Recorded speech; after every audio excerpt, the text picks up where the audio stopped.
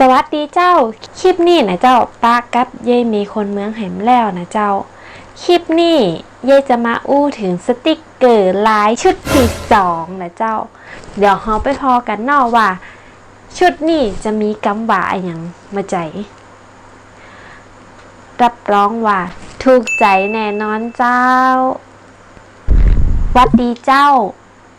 อันนี้ก็ตรงตัวหู้จักกันเนาะแปลว่า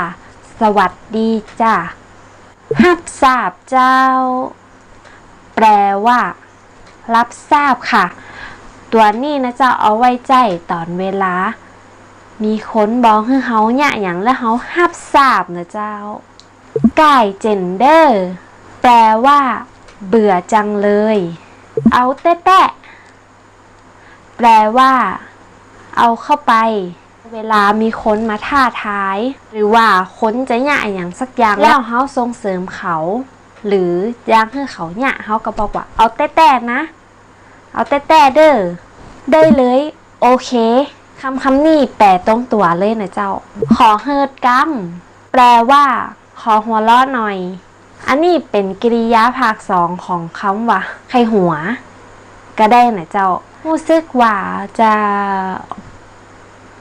ม่วนขนาด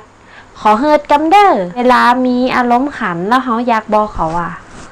อยากหัวเราะนะหรือเวลาเขาอู้อย่างขึ้นมาแล้วมันเหมือนกับมันตลกมันน่าขันแบบเหมือนกับว่ามันแตกกะอีในเฮาก็แบบขอเฮิดกัมเดอร์อันนะประมาณนี้เนาะง่อมหาเจนเดอร์แปลว่าคิดถึงจังเลยกระใจตอนตีเวลาเฮาคิดถึงใครสักคนหนึ่งแล้วเฮาอยากบอกเขาว่าง่อมหาเจนเดอร์คิดถึงจังเลยลักพอยูเดอร์แปลว่าแอบดูอยู่นะบ่ใจว่าไปลักพอขออาบน้ำนะบ่ใจลักพอก็คือการแอบดูบ่ว่าแอบดูอย่างกระจ่างเขาก็บอกว่าลักพอยูเดอร์ให้กัมแปลว่าร้องไห้ก่อนมันจะแปลบ่ตรงตัวเนาะ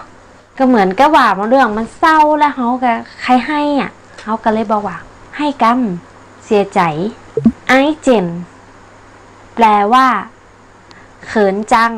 เวลาเขาไปย่าอย่างหน้าอายมาเขาก็จะอายอ่ะเขาก็จะอู้อ่ะไอเจนเดอร์เจ้าแปลว่าค่ะครับฮักเนอร์เป็นคำบอกฮักนะเจ้ารักนะเป็นได้ของเจ้ากับเมืองตีเย่นำมาฝากกับไลฟ์สติกเกอร์ของคนเมือง2ถ้าชอบก็อย่าลืมโหลดกันนักๆนะเจ้าถ้าชอบคลิปนี้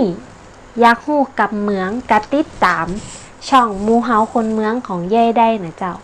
หรือใครจะมีคอมเมนต์เกี่ยวกับกำเมือง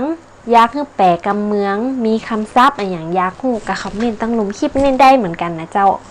แล้วป้ากันไหมคลิปหน้าคลิปนี้ไปแล้วเจ้าบ๊ายบาย